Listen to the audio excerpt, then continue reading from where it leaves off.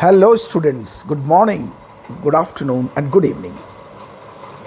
जैसा कि आप जानते हैं, मैं अरविंद पांडे सर आपके सामने आज फिर से हाजिर हूँ और आज से हम एक नया चैप्टर शुरू करने जा रहे हैं। और ये जो नया चैप्टर है, ये इस चैप्टर का नाम है फ्रेजेस वर्सेस क्लॉजेस। मैंने अपने एक्सपीरियंस में ये देखा है कि स्टूडेंट्स फ्रेज और क्लॉज को लेकर बड़े ही कंफ्यूज्ड हैं और इस कंफ्यूजन की वजह से वो ग्रामर के जो डिफरेंट कॉन्सेप्ट्स हैं उसको समझने में भी उनको दिक्कत होता है, उनके एक्सरसाइजेस करने में दिक्कत आती है।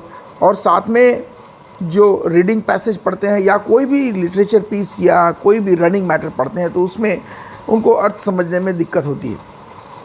तो इसलिए मैं ये समझता हूँ कि कॉन्सेप्ट ऑफ फ्रेज और कॉन्सेप्ट ऑफ क्लॉज दोनों में क्या रिलेशन है, क्या डिफरेंस है, सेंटेंस क्या है, ये जो रिलेशनशिप और डिफरेंसेस हैं, इस डिफरेंस को क्लियर कर देना बहुत ज़रूरी है। इसलिए मैंने ये जो सीरीज़ ऑफ वीडियोस आज से शुरू कर रहा हूँ, इसका नाम ही रखा है phrases versus clauses, right, phrases and clauses. हालांकि इंडिविजुअली फ्रेजेस के बारे में डिटेल डिस्क्रिप्शन और क्लॉजेस के बारे में डिटेल डिस्क्रिप्शन उसमें हम ग्रामर ऑफ फ्रेजेस और ग्रामर ऑफ क्लॉजेस में पढ़ेंगे, लेकिन फॉर द टाइम बिंग सबसे पहले हमें ये समझ लेना ज़रूरी होगा कि फ्रेजेस क्या हैं, क्लॉजेस क्या हैं, उनका पोजीशन क्या है, सेंटेंस स्ट्रक्चर में उनका योगदान क्या है, उनका आपस में संबंध क्या है और दोनों में डिफरेंस क्या है। ठीक है, तो उसके बाद फिर हम जब ग्रामर ऑफ फ्रेजेस और ग्रामर ऑफ क्लॉजेस पढ़ेंगे डिटेल्स में, तो हम उसका डिटेल पढ़ेंगे कि कितने काइंड्स होते हैं, कैसे होते हैं। इसी के आधार पर हम ये डिसाइड करते हैं कि कोई सेंटेंस सिंपल सेंटेंस है कि कंपाउंड सेंटेंस है कि कॉम्प्लेक्स सेंटेंस है, राइट।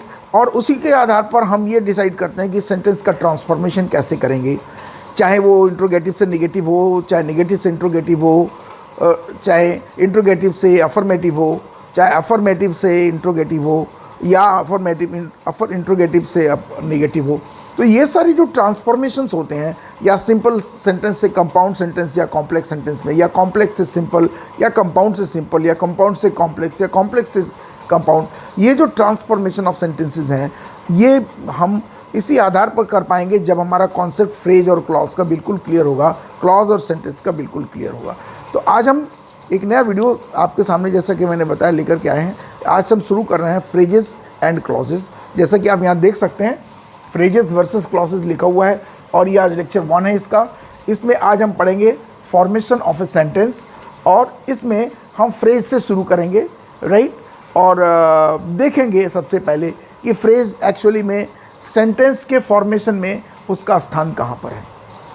तो मेरे प्यारे स्टूडेंट्स, आपको पता है कि इंग्लिश लैंग्वेज का या किसी भी लैंग्वेज का जो बेस होता है वो उसका अल्फ़ाबेट होता है, राइट। अल्फ़ाबेट से ही शुरू होती है, राइट। तो इंग्लिश में भी अल्फ़ाबेट्स जो है बिल्कुल बेस पर होता है, या हम यूँ कह सकते हैं कि अल्फ़ाबेट्स, ये यहाँ मैंने अल्फ़ाबेट्स लिख दिया, ये रहा अल्फ़ाबेट्स, ये यूनिट है, लैंग्वेज की यूनिट है अल्फ़ाबेट्स एंड साउंड्स, राइट। तो अल्फ़ाबेट्स साउंड्स के आधार पर भी डिसाइडेड है। तो अल्फ़ाबेट्स जो है ये यूनिट है एक, ठीक है। अब आपको पता है कि अल्फ़ाबेट्स का अपने आप में कोई मतलब नहीं होता, लेकिन अल्फ़ाबेट्स जब मीनिंगफुली ज्वाइन करते हैं तो वो फॉर्म करते हैं, that is called words. Alphabets meaningfully जब ज्वाइन करते हैं तो they form words. So meaningful combination of alphabets is called words. और वर्ड्स जब ज्वाइन करते हैं तो मीनिंगफुली, तो वो बनाते हैं फ्रेज। ध्यान से देखिएगा। और फ्रेज जो है वो बनाता है क्लॉज, और क्लॉजेस बनाते हैं सेंटेंस। ये स्ट्रक्चर बिल्कुल ध्यान में रखिए। आप ये देख रहे हैं यहाँ पर, कितना आसान है समझना, राइट। तो यहाँ से आपको देखने को लग रहा है कि alphabets are the units, the basic units of language, basic units of language. And ये अल्फ़ाबेट्स जब मीनिंगफुली कंबाइन करते हैं तो वर्ड्स बनाते हैं, और वर्ड्स का जो कॉम्बिनेशन सेंटेंस में जाता है तो उसको हम फ्रेज कहते हैं। और फ्रेजेस जब कंबाइन करते हैं तो क्लॉज बनाते हैं और क्लॉजेस से सेंटेंसेस बनते हैं। सो अब जरा सा डिफरेंस देखिए, अल्फ़ाबेट्स और वर्ड्स में क्या डिफरेंस है। वर्ड्स को हम ये कह सकते हैं it is a group of alphabets, right. ये क्या है, ये ए ग्रुप ऑफ अल्फ़ाबेट्स, यही है ना, जिसका मीनिंगफुल होना चाहिए। A group of alphabets that is meaningful, right. और फ्रेजेस क्या है, phrases are a group of words, ये ग्रुप ऑफ वर्ड्स, ये भी मीनिंगफुल होना चाहिए।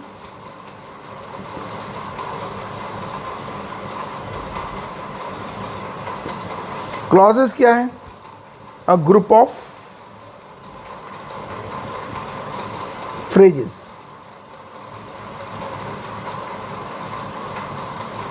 Meaningful.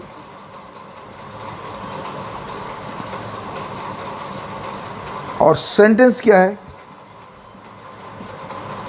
a group of clauses, और ये भी मीनिंगफुल होना चाहिए।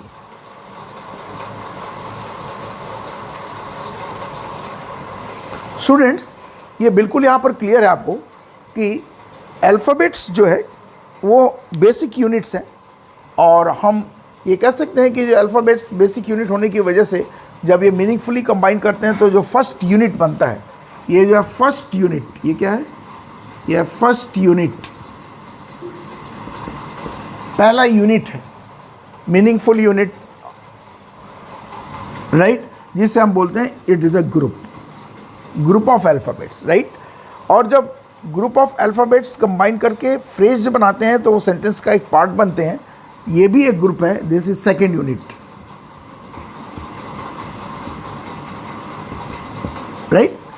और जब हम ग्रुप ऑफ फ्रेजेस मिलकर के क्लॉज बनाते हैं तो ये भी एक ग्रुप बनता है, इसको हम बोलते हैं थर्ड यूनिट। और फाइनली ये भी एक ग्रुप ऑफ सेंटेंस है, ग्रुप ऑफ क्लॉजेस है, ये भी ग्रुप है, और ये कोई यूनिट नहीं है, ये it is complete in itself, sentence is A complete in itself, complete in itself. यहाँ ध्यान से देखिए कि ये सब तो यूनिट्स हैं, ये बेसिक यूनिट है, ये फर्स्ट यूनिट है वर्ड, सेकेंड यूनिट है फ्रेज, थर्ड यूनिट है क्लॉज, और ये जो सेंटेंस बनता है ये कोई यूनिट नहीं होता, ये एक कंप्लीट इन इटसेल्फ, अपने आप में कंप्लीट होता है। तो इससे ये क्लियर होता है कि सबसे पहली चीज़ जो क्लियर होती है वो ये है कि ये वर्ड भी एक ग्रुप है, फ्रेजेस भी एक ग्रुप है, क्लॉजेस भी एक ग्रुप है, और सेंटेंस भी एक ग्रुप है। तो अब सब ग्रुप ही है, तो डिफरेंस क्या है दोनों, राइट। तो वर्ड्स के बारे में तो जानते हैं कि वर्ड्स इंडिविजुअल उसका एक मीनिंग होता है, right. It is a group of alphabets having some meaning, having some unique different meaning. लेकिन यहाँ पर लिख रहा है एक ग्रुप ऑफ वर्ड्स, फ्रेजेस के सामने क्या लिख रहा है, ए ग्रुप ऑफ वर्ड्स, राइट। तो क्या हम किसी भी ग्रुप ऑफ वर्ड्स को हम फ्रेज बोल सकते हैं, क्योंकि क्लॉज के बारे में जब यहाँ बताया तो लिख रहा है कि clause is a group of phrases. तो इसको यदि इन दोनों को हम मिला देते हैं तो clause is a group of words, phrases का मतलब है ग्रुप ऑफ वर्ड्स लिखा हुआ है। So clause is a group of words. तो अल्टीमेटली हम ये कह सकते हैं कि clause is also a group of words. And finally sentence के बारे में लिखा है कि sentence is a group of clauses, और क्लॉज खुद ग्रुप ऑफ वर्ड्स है, तो हम ये कह सकते हैं कि sentence is also a group of words. तो यहाँ हमने देखा कि फ्रेज भी एक ग्रुप ऑफ वर्ड्स है,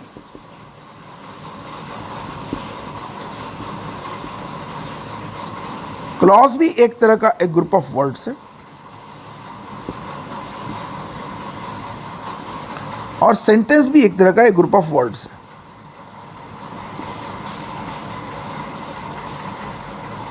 तो हमें ये ज़रूर है पता करना, क्योंकि हम फ्रेजेस क्लॉजेस पढ़ रहे हैं और फॉर्मेशन ऑफ सेंटेंस पढ़ रहे हैं, तो फॉर्मेशन ऑफ सेंटेंस की मैंने हायरार्की दे दी है।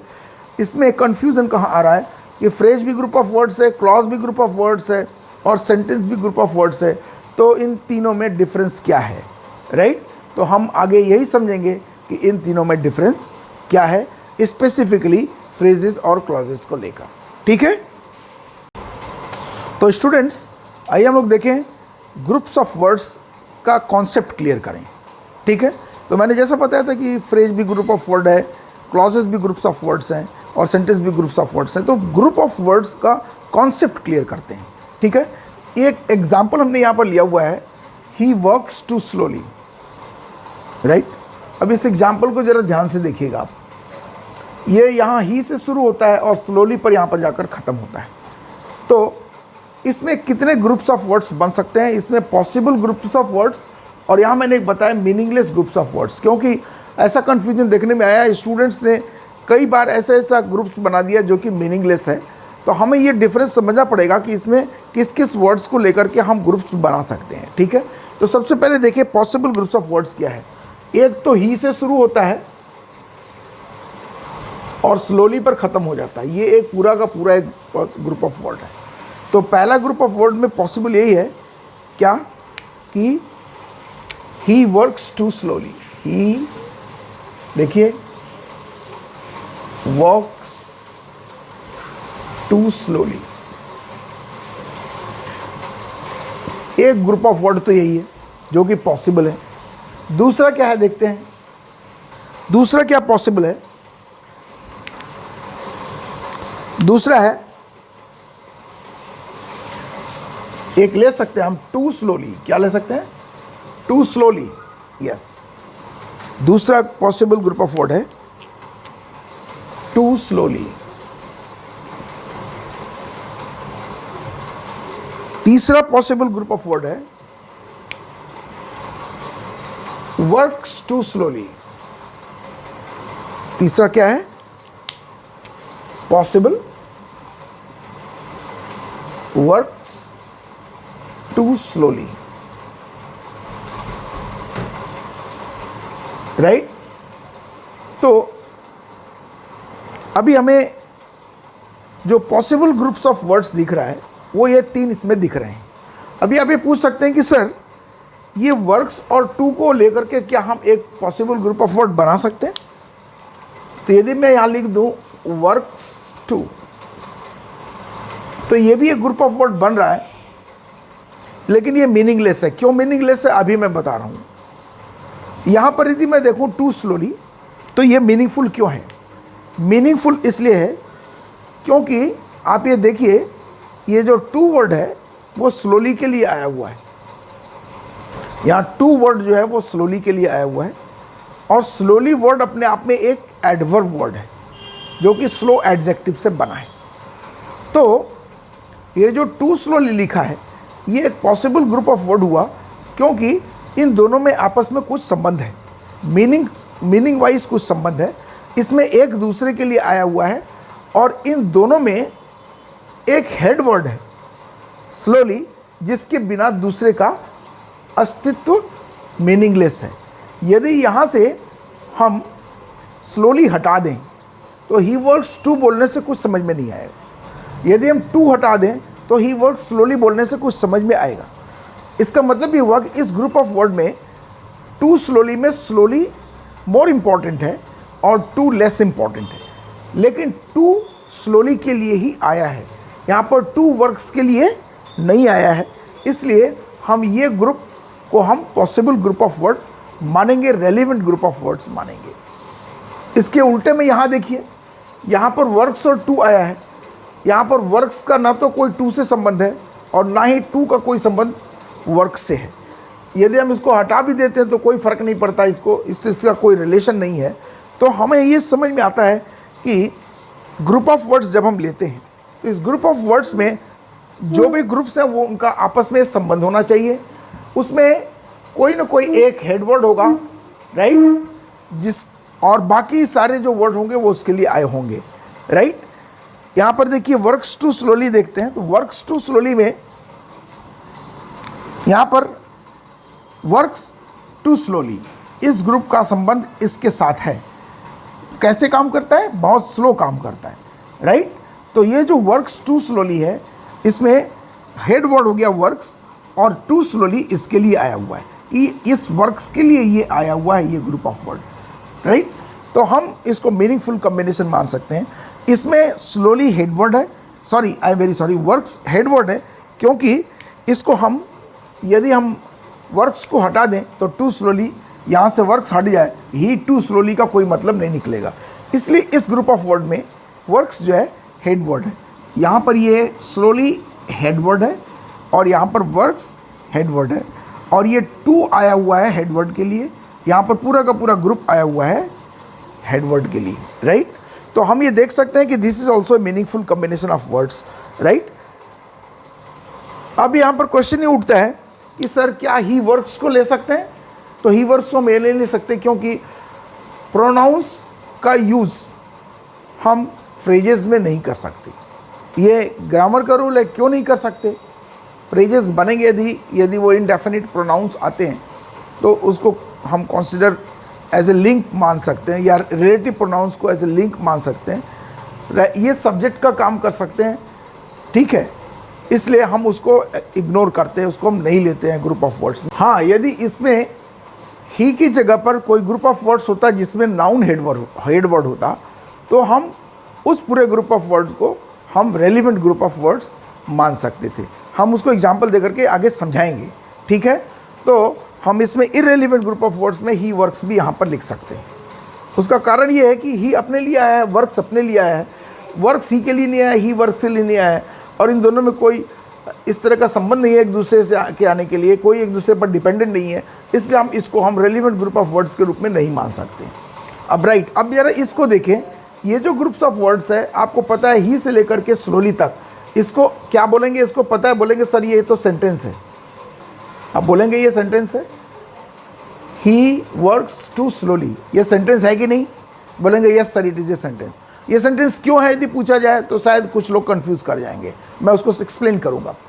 टू स्लोली भी एक ग्रुप ऑफ वर्ड है, it's not a sentence, right, not a sentence, ये सेंटेंस नहीं है, ये तो आप मानेंगे ना कि ये सेंटेंस नहीं है। और वर्क्स टू स्लोली, ये भी आप नॉट ए फुल सेंटेंस, इसको आप फुल सेंटेंस नहीं बना सकते। बोलेंगे सर ये भी फुल सेंटेंस नहीं है, राइट।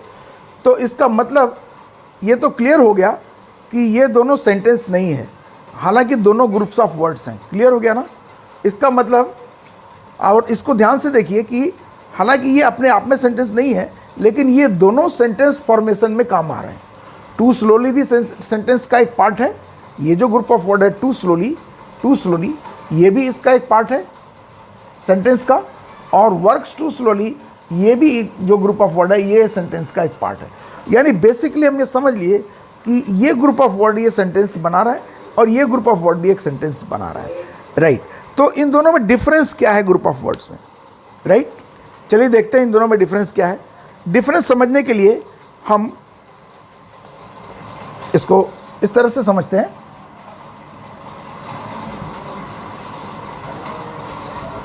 या इसके पहले हम एक और एग्जांपल देख लेते हैं।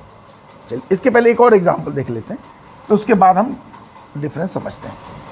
बेहतर यही होगा कि हम पहले और एक एग्जांपल देख लेते हैं। एक एग्जांपल और जो है वो क्या है, ये देखिए example number 2। I saw a massive dinosaur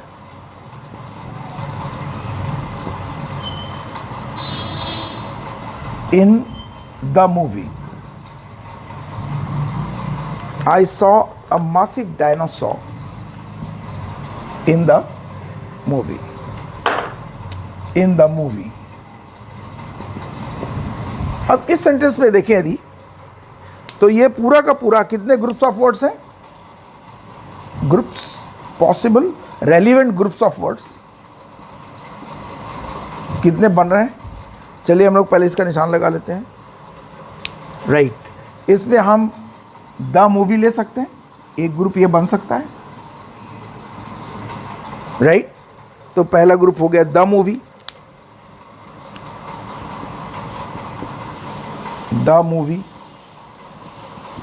पहला ग्रुप हो गया। इसको हम स्मॉल में लिखते हैं और इसको इन्वर्टेड कॉमा में डाल देते हैं, द मूवी, ठीक है। दूसरा क्या हो गया? इन द मूवी, बड़ा वाला इन द मूवी। दूसरा पॉसिबल है इन द मूवी। तीसरा क्या हो गया? मासिव डायनासोर हो गया। क्या हो गया? Massive dinosaur.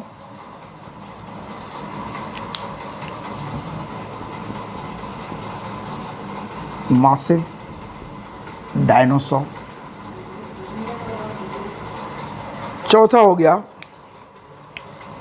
अ मासिव डायनासोर।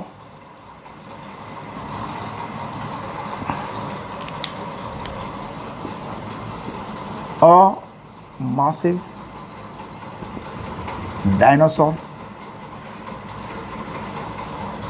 पांचवा हो गया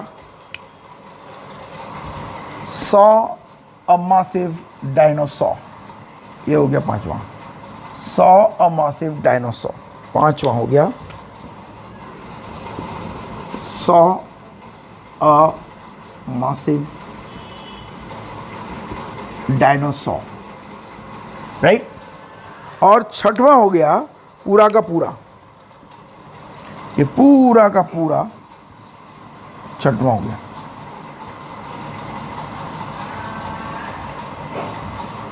या यहां तक ही आप ले लीजिए, इन द मूवी को अलग कर देते हैं।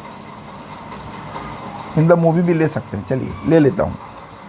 ABCDEF, एफ पूरा का पूरा होल सेंटेंस, नहीं yes whole sentence, sentence.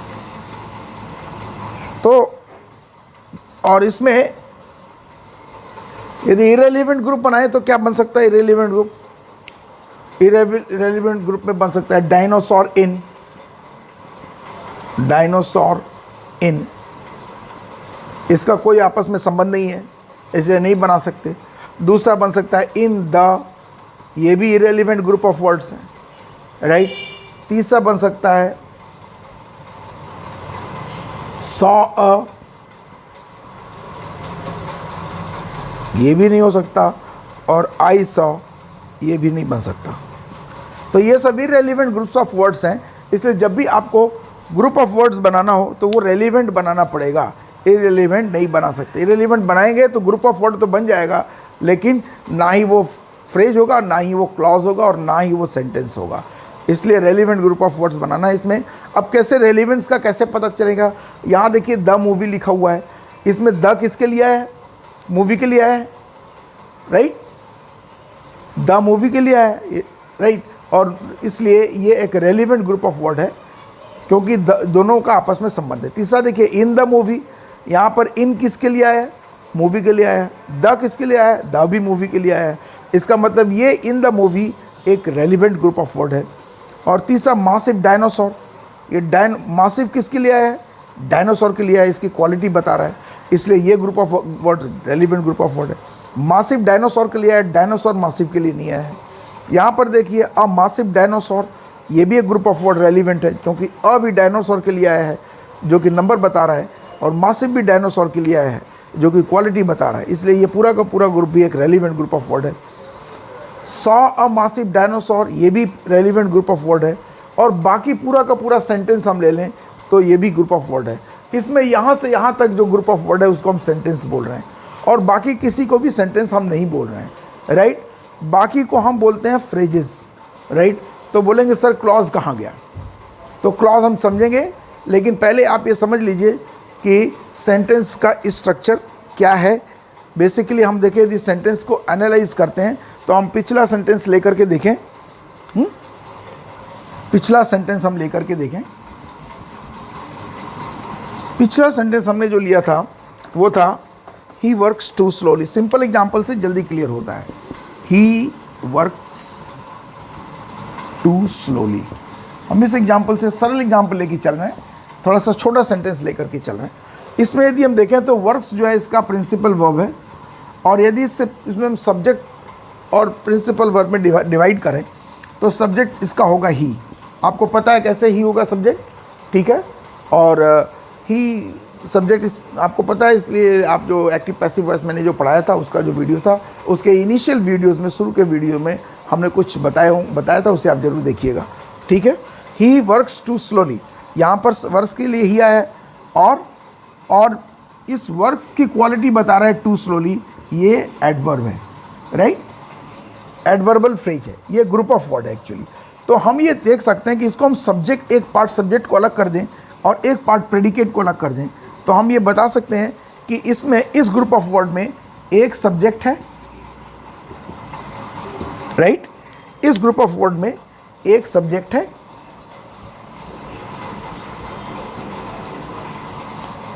Right, एक सब्जेक्ट है, वो है ही, और इसमें एक प्रेडिकेट है। प्रेडिकेट क्या है? जिसमें प्रिंसिपल वर्ब जरूर होता है, वर्क्स टू स्लोली। इसमें सबसे इंपॉर्टेंट वर्ड है वर्क्स। टू स्लोली ना भी रहे तो चलेगा। यदि हम यहां पर इस सेंटेंस को लिख दें ऐसे, ही वर्क्स, ठीक है, तो भी चलेगा। टू स्लोली, टू फास्ट ना भी रहे तो चले। लेकिन यदि हम वर्क्स को हटा करके लिख दें ही टू स्लोली, तो ये सेंटेंस नहीं होगा, इररिलेवेंट ग्रुपिंग ऑफ वर्ड्स हो जाएगा। इसलिए यहां पर इस जो जिसको प्रेडिकेट हम बोल रहे हैं, इस प्रेडिकेट का सबसे इंपॉर्टेंट पार्ट है इसका प्रिंसिपल वर्ब, यानी फाइनाइट वर्ब, हम इसको कह सकते हैं फाइनाइट वर्ब, राइट। तो हम ये कह सकते हैं कि ये जो सेंटेंस है, हमने देखा ना, इसे हम क्या कहते हैं? इट इज ए सेंटेंस, आप जानते हैं, it is a sentence, right.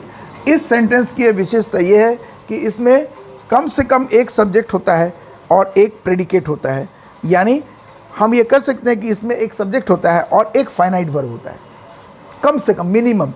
तो how many subjects and predicates in a sentence? एक सेंटेंस में, एक minute,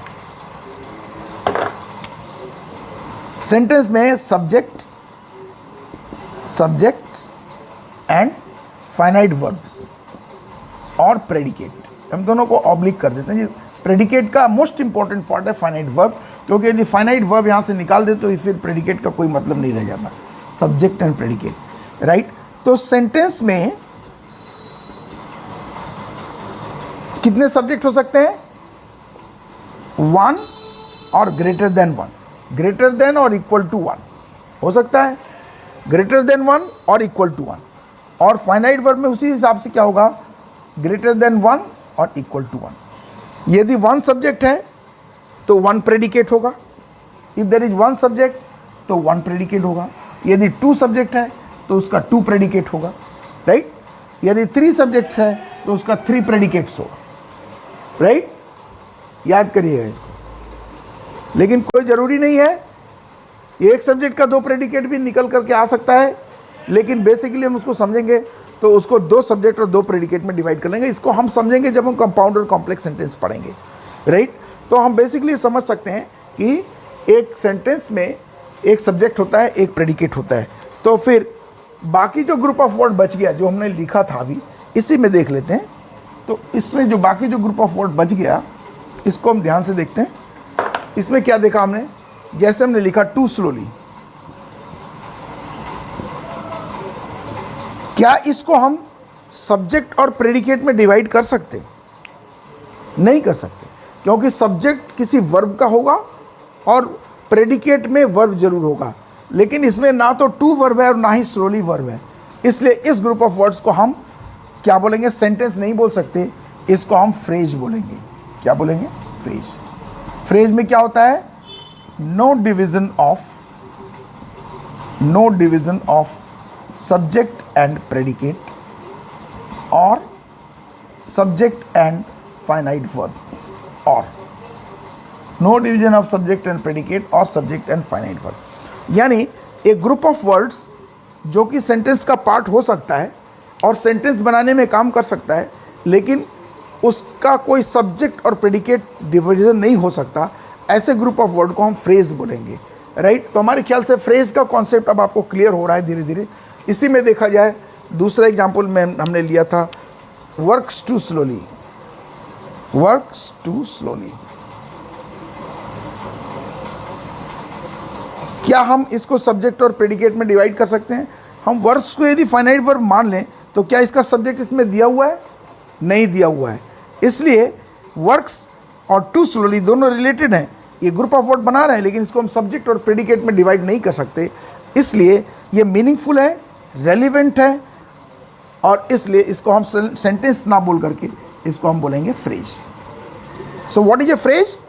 a phrase is a group of words relevant and meaningful, the constituents of which are in one way or the other way dependent on each other, and which form what is known as clause or sentence, right? They cannot be divided into subject and predicate. उनको subject और predicate में नहीं बदला जा सकता, right? तो हमारे ख्याल से आज के लिए हम इतना ही पढ़ेंगे। आज हम लोगों ने जो सीखा उसको शॉर्ट में रिवाइज कर लेते हैं। हमने ये सीखा कि सेंटेंस भी ग्रुप ऑफ वर्ड्स होता है, क्लॉज भी ग्रुप ऑफ वर्ड्स होता है, फ्रेज भी ग्रुप ऑफ वर्ड्स होता है, फ्रेज से क्लॉज बनता है, क्लॉज से सेंटेंस बनता है। तो sentence group of word phrase में और सेंटेंस में क्या डिफरेंस है इसको हमने देखा। ग्रुप ऑफ वर्ड्स कैसे रेलिवेंट बनाएंगे ये देखा। कौन कौन सा इरेलीवेंट ग्रुप ऑफ वर्ड्स होगा, फ्रेज बनाने के लिए किस वर्ड्स को साथ में ले सकते हैं, किसको नहीं ले सकते हैं, राइट। और हमने ये सीखा कि फ्रेज का डेफिनेशन क्या होता है। तो मेरे प्यारे दोस्तों, आपको ज़रूर समझ में आ गया होगा। यदि कोई कन्फ्यूज़न हो तो आप कमेंट बॉक्स में जा कर के उस कन्फ्यूज़न को लिखिए। मैं इसको रिफाइंड तरीके से और भी बेहतर तरीके से अगली वीडियो में समझाने का प्रयास करूँगा, ठीक है। तो यदि वीडियो पसंद आया तो आप लोग इसको ज़रूर लाइक करें, शेयर ज़रूर करें, ताकि दूसरों को भी इसका लाभ मिल सके। Thank you very much for joining me, and let's have a very good round of a series of videos on phrases and clause. Thank you very much.